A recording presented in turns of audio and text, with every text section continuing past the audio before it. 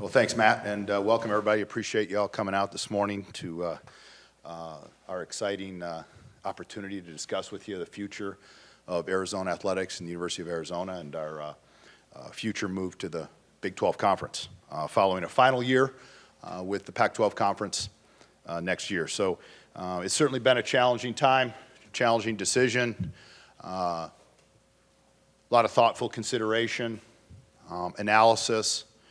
But while we've appreciated, and we certainly have, I want to say that we've appreciated and valued our partnership with the Pac-12 Conference, nearly 5 decades with the conference, great people, great rivalries, great friendships, great colleagues. It was about the future. It was about stability, both financially and competitively. And again, that was what was at the root of where we're headed to today. We wanted to continue a nationally competitive, nationally recognized, not only university but athletic program, and that's really important. So I want to thank Dr. Robbins for his leadership. Certainly can't do this without strong and steady leadership. We have an outstanding president who cares deeply about the entire university and positioning it the correct way, and athletics plays a key role in that. And we're excited about where we're headed. And again, I want to thank him for his guidance and his leadership on that. So with that, I think we'll open it up. We'll look forward to the conversation this morning. Questions? Dr. Robbins, what details can you give about the deal that Commissioner Wildcats presented to the CEO group? I think the things that I've seen in the press reported are pretty accurate about the deal that Apple provided. I think the keys were the $23 million a year per school and no games on linear access. I think those were the two things that were problematic for people when they were evaluating the long-term sustainability of the contract, and of course, that it was subscription-based. How might this impact academic and athletic recruits coming in from California? I think we'll continue to recruit well in California. I think a lot of students do come here because of athletics, meaning not just the players, but because of the experience. Getting to go to a game in Arizona Stadium or McHale or go to a softball game or swim meet. But I think we'll always recruit well in Southern California and all of California and the West. But as Coach Fish has proven, you need to recruit your own backyard. And we need to always recruit first in the state of Arizona and then continue to do the great job we've done in California. I don't think this move hurts that at all, but I'm not an expert on that. I am very, very excited about this move to the Big 12. It's going to be an exciting new direction for us. Obviously, I've been a Pac-12 guy for a long, long time, even growing up as an SEC guy watching Pac-12 games. And, my hope some way there's a way to keep the conference together, but without a TV deal and with just a few schools left, then I think that it's going to be a problem. But I am very excited about moving to the Big 12. Go to Brian and then Michael. Brian Peterson, AZ Business Forum. Dave, have you run any preliminary numbers on how this could change costs for travel, in particular the non-major programs that would be traveling commercially that don't use charter? Yeah, sure. We've looked at that and examined the different travel distances and the hours involved and how we would go about doing that. And quite frankly, it doesn't have a significant change. There is, depending on how we go in the future, how we look at the different scheduling models, how it can be divided up, there is a chance that it could be save us in some costs as well. So we like the alignments, the programs, the destinations. It offers good opportunities for our teams to compete, but also opportunities to travel into those venues, into those cities without a significant amount of trouble. Michael Lev. Yeah, Michael Lev, Arizona Daily Star. For President Robbins, end of the day, what was the basis for this decision? Why do you think this was the best route for Arizona to go?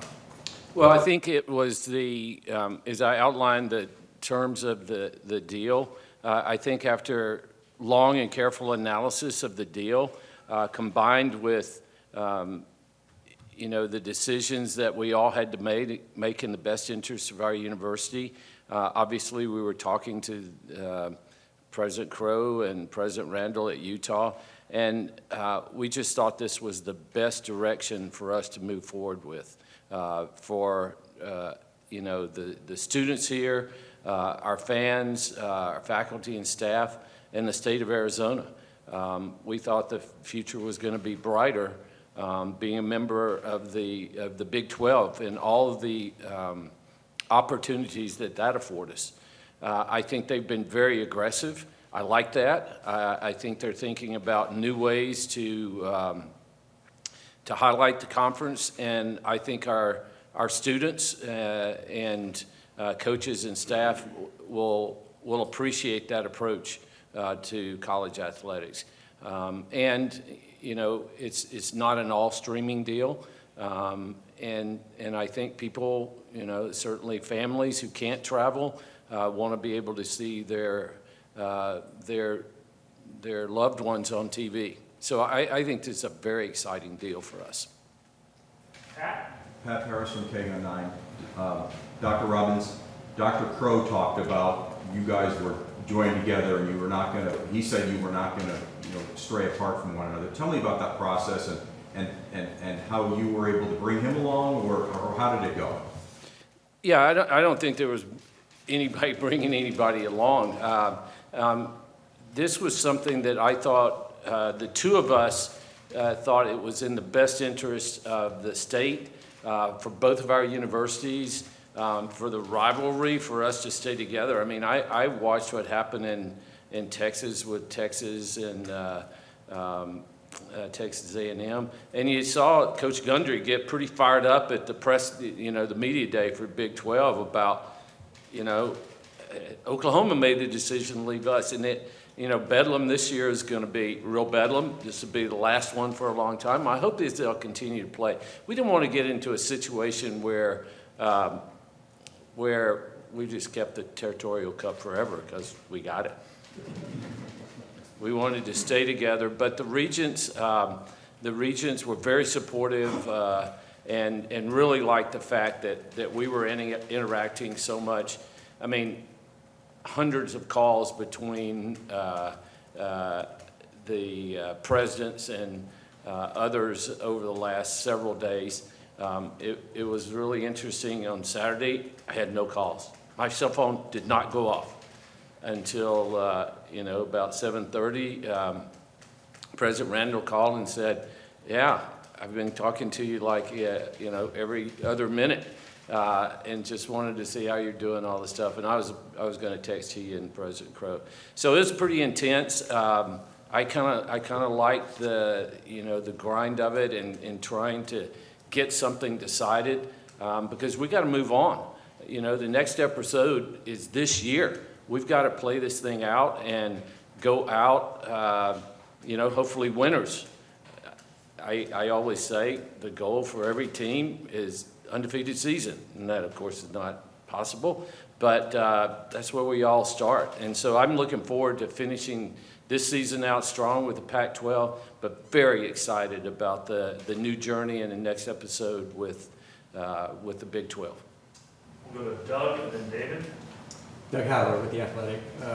Dr. Robbins, was Oregon and Washington's decision to leave for the Big Ten, was that the final straw that kind of pushed this decision toward the Pac-12? Yeah, I think at the end of the day, look, we were, I think we were all expecting Friday morning, we were showing up together to sign in blood our grant of rights over to the Pac-12 conference. And, we were notified by, I guess they must have split us up. I got called by one of the presidents and said, "Look, this is tough, but we came to an agreement with the Big Ten, 10 minutes ago, and I just wanted to give you heads up before we get together as presidents and chancellors that we'll be taking our talents to the Big Ten." President Robbins, David Kelly, Wildcats Radio 1290. One question for you and one for David. What background can you give us on when you initially started talking to the Big 12, how those conversations progressed along? Were they strictly with Commissioner Yormark? And for Dave, just what is your message to the members of your fan base who are unhappy about this decision? Yeah, I'll go first. When it started, I don't know when it actually started. You know, I was in Texas for 4.5 years, and I got to know a lot of presidents and chancellors down there. I would say when I got to know them really well was a few days after Oklahoma and Texas announced they were leaving, because they were in the same situation. They were looking for a home. And, you know, I thought that would have been a great idea to take the 8 remaining schools, bring them in, would be the Pac-20. It didn't turn out that way. But I started developing relationships with those presidents and chancellors then, and I think you all know that Bob Bowlesby is one of the you know, most respected leaders in athletics, I would say, in the last quarter century, and we happen to be long-term friends. And so I started talking to them then, but I think for this particular, you know, flip the table, we're going to them now. I would say over the last 6 months, there have been people reaching out who I have, you know, good relationships with, and I think I only talked to our new commissioner one time. I think at the Final Four was the only time I remember actually sitting down and talking to him, and I've been consistent in what I've said in the press. I can't think about entertaining an offer from the Big 12. I don't even know what our deal looks like, and I want to give that my full attention and see what the deal looks like. And I think all the presidents and chancellors in the Pac-12 did that, and I think Oregon and Washington certainly did that. And at the end of the day, it was I think it was just not a strong enough deal for everybody to stick together, which is unfortunate. David, what was the... And David, just what's your message to your fan base, the members of your fan base who are unhappy about this decision? Well, again, as Dr. Robbins mentioned, you know, our intention all along was to see what the Pac-12 could pull together, what that deal might be. Ultimately, though, this is you know, the environment in college athletics is moving quickly, it's changing. We've got to be able to adapt. We need to make sure that we can put the university and our athletics program in a position to be nationally recognized, nationally competitive, to allow our student athletes to compete at the highest level. Those are critical to our athletic program. So when I look at it, you know, it's about sustainability, it's about stability, it's about guaranteed revenue planning. Those are critical for having a balanced and an appropriate athletic program. And I think this grows our ability nationally. We have opportunities to be exposed in all the different time zones across the country. We compete, you know, in a way coast to coast. I think it can really help our program grow as well. So fans have the opportunity to be engaged at a whole different level. Finally, you know, we're on platforms, both linear and you know, direct-to-consumer opportunities that really allow our fans, our alumni, recruits, parents to see this program at a very high level on a regular basis. Go Mike, and then Jason in the front. Dr. Robbins, what's your opinion on Brett Yormark and just getting to know him? I think he's very engaging, very aggressive. As a heart surgeon, I like that. He has a set of goals he wants to achieve, and you know he does it in consultation, as I understand from my friends in the Big 12 with the presidents and chancellors, in consultation with them, and collectively they've got a vision for what they want to see the Big 12 evolve to, and I like that aggressiveness, and you know, just in the times that I've talked to him, we've had very positive conversations. So I'm looking forward to his leadership. Jason Shear, Wildcat Authority. Since late last week, there's been a lot of blame, network, schools, all that. Who do you point to, or where can you point as to why this is all going on now with realignment? For either of you. Wow. How long? We should talk later. I mean, that's a long conversation. You know, we want to get into the whole, media industrial complex here. I mean, we want to open that up. I think that to blame. I think if people want to start blaming people, there are plenty of people to blame. You can make your own narrative, which many people have. But I think no question that the media companies have had a big influence on this. I would love to see the day when the university presidents and chancellors said, wait a second, we're pretty smart here. Why don't we organize ourselves and we're in control? I don't see that happening for a while, but that would be the goal, right? Is we would be the ones that were engaging with the media companies to sell them something that was valued, other than we getting whipsawed around and moved here. I mean, I'm hoping we're going to be with the Big 12 for a long time, but we may be part of, mega conference United next. So I don't think there's blame. I think everybody's doing what they think is in the best interest of their universities, themselves. Media company, I mean, we had conversations with Apple. I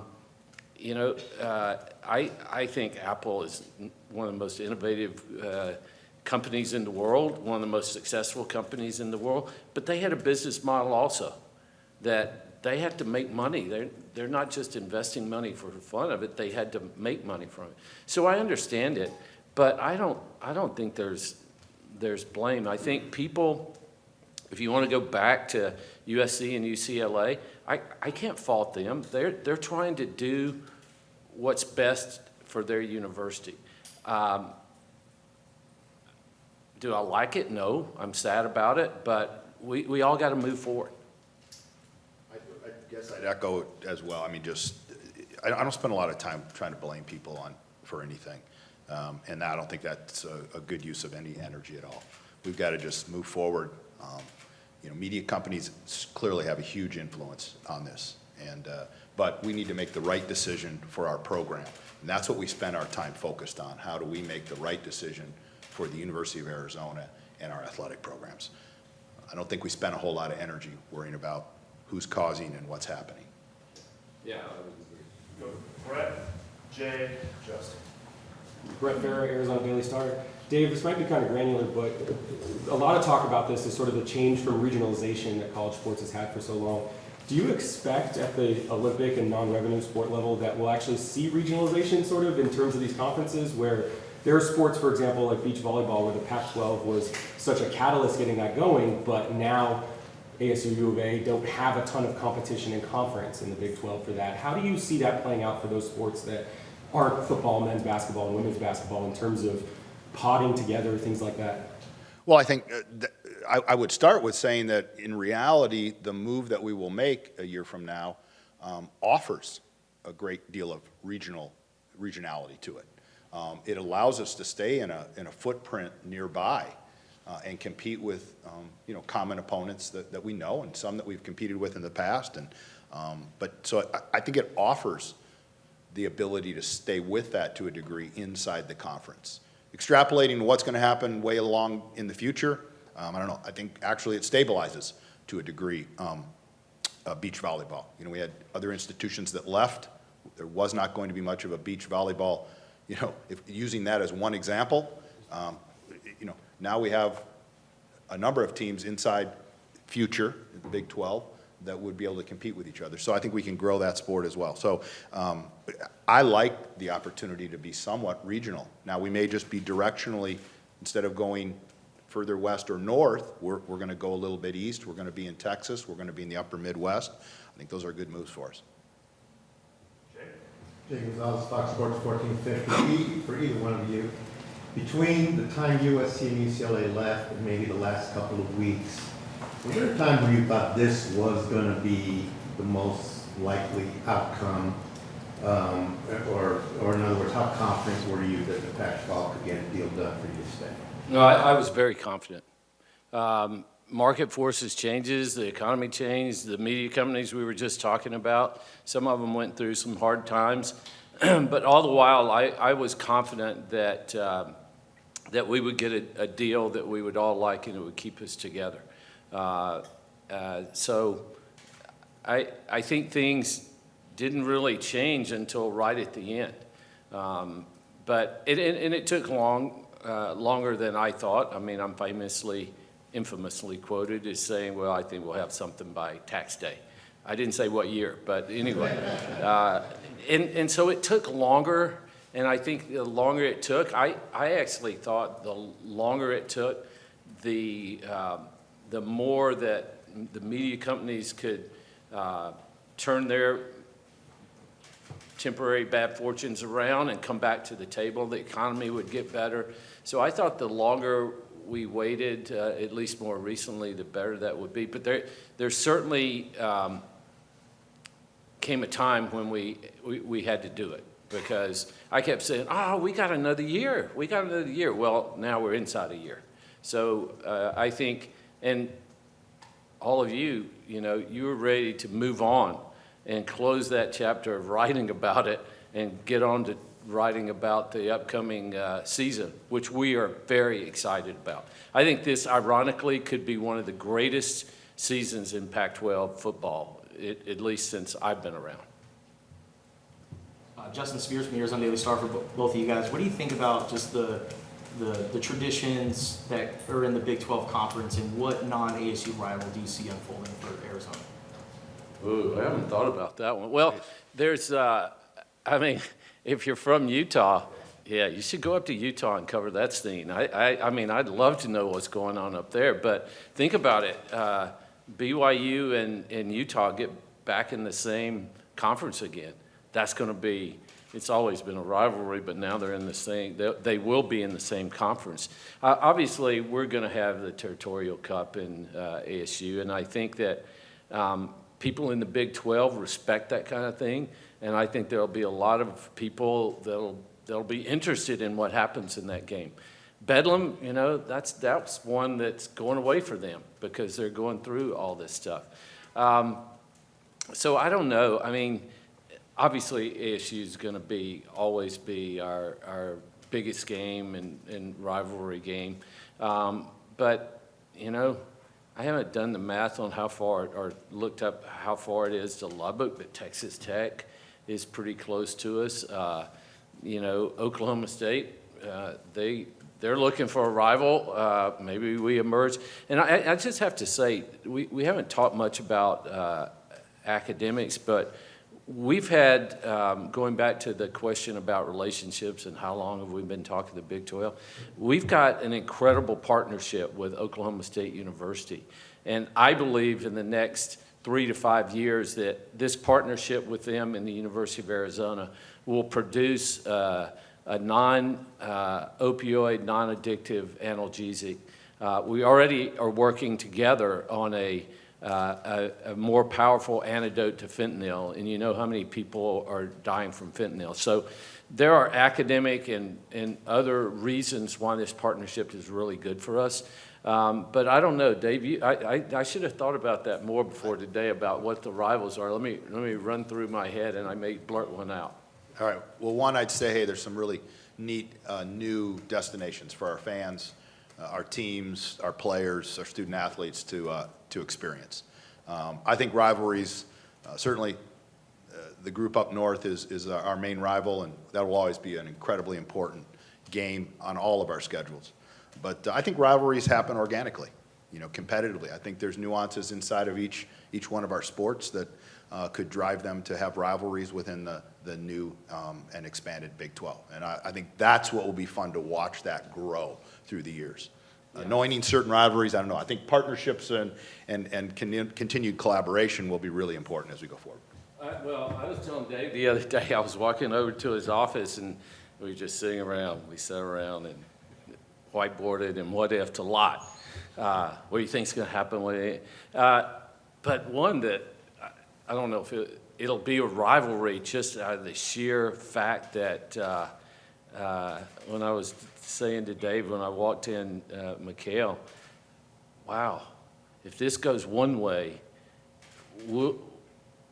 Kansas will be coming to McHale, and we'll be going to Fog Allen. That one in the immediate term, that's going to be intense rivalry. So do you see them as the new UCLA? They're different. They're different, but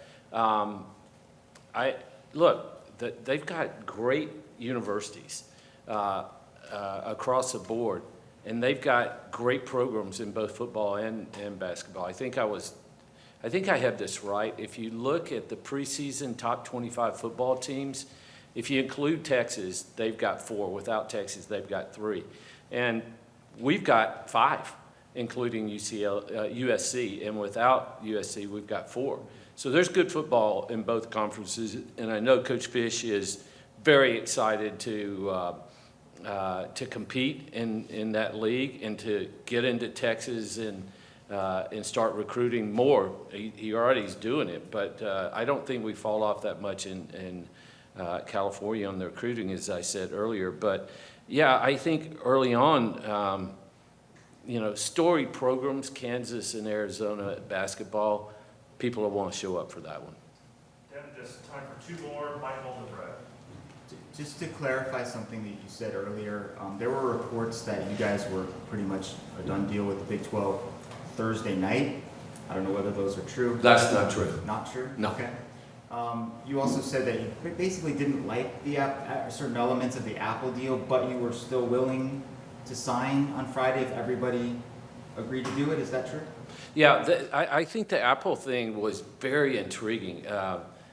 And the student athletes, they would have, if you go and look at what happens with MLS right now, as was described to me, the technology, and you can imagine Apple being involved, the technology was state-of-the-art and the best and forward-looking. So when a player comes off the field, they're given a file to download to their device and send out to their social media account about all their highlights of that game. I mean, I don't know how you get that now. You're lucky that, we video all the games, but are the players really going in and putting together their own highlight reels? So parts of it were very, very compelling and exciting. And it was Apple. And it was, in our backyard.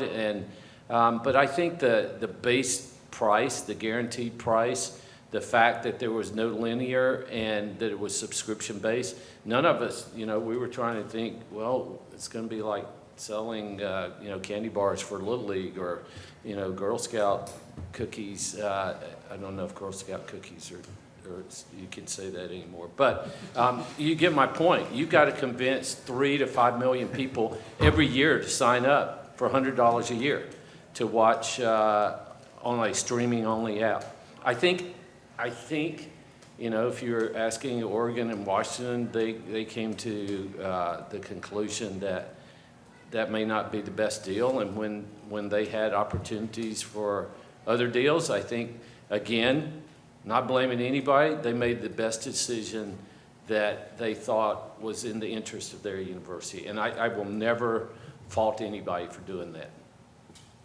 Brett, last question. This question will be for both of you or either. Dr. Robbins, you mentioned the whiteboarding that the two of you did. It obviously was a lot in the last couple of weeks that sped up to the ultimate decision, not that it wasn't going on for a long time prior, but on the local level, who was part of the discussions here at U of A specifically, in addition to the two of you, and at what point did you bring your coaches into the mix to give their feedback on which direction from an athletic and student athlete perspective they felt was the right move? Yeah, I'll let Dave comment, because it was primarily Dave and me back and forth on the phone, on Zoom, but in person at the end, and I really valued that. I think, again, you're always, our job is to make sure that we have an understanding of the landscape and the what-ifs. So there was a lot, as I said, you know, the environment was relatively unstable. It has been for some time. So you're always thinking about the what-ifs. And so, but we have I have these conversations with our coaches in general terms. They're providing me feedback in general terms with what they think is important. I know it's important to all of our coaches, one, to have a great experience for our student athletes, have a stable environment that they can recruit to, that they can promote to, an environment that, you know, our fan base, our student athletes, our recruits, their parents can see and watch the games and be connected to those games. That's important, and that we can have a funding model, an economic model that allows them to be successful. I think that, you know, those are those key considerations, and there comes a point where we have to make a decision, and there's only so many options that are there, utilizing an abundance of that information. We didn't have looking at all of our coaches, and I appreciate a lot of them being here and a lot of our staff. You know, we didn't have a full-out think tank, but we have that on a regular basis. Our program's really open. We talk about a lot of different things, and you know, we're engaged all the time. Yeah, I would say thank you to all of you. You know who you are, who spent literally hundreds of hours, vacations, weekends, getting on the phone, talking to us, working with us, making our schedules work, helping us with travel, doing all those things.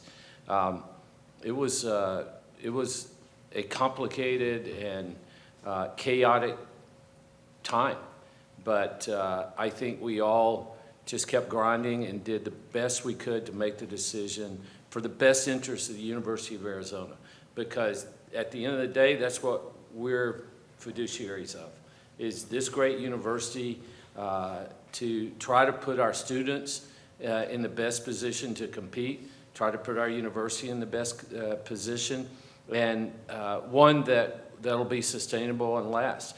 And I'm honored and blessed to be a part of this, and I know Dave thinks the same thing. And you know, if you go back to the blaming game, well, you could blame, you know, lots of people, but let's just look forward and live life through the windshield, not the rearview mirror. And we're very much looking forward to this upcoming season. Coach, how many days is it? 26 days and counting before we kick it off right here. And I'm looking forward to this season and all of our sports and academically. There is so much that I could talk about here for an hour. Osiris Rex, don't forget about Osiris Rex. That capsule is landing in the Utah desert in just a couple of weeks.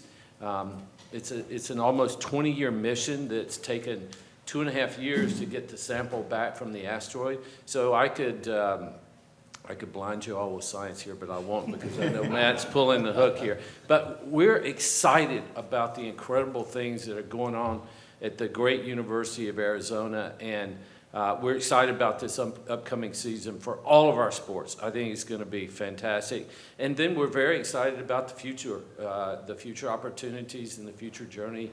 We'll go along together. And, you know, you'll just be going to some different venues to cover our games, and we look forward to seeing you out there on the road.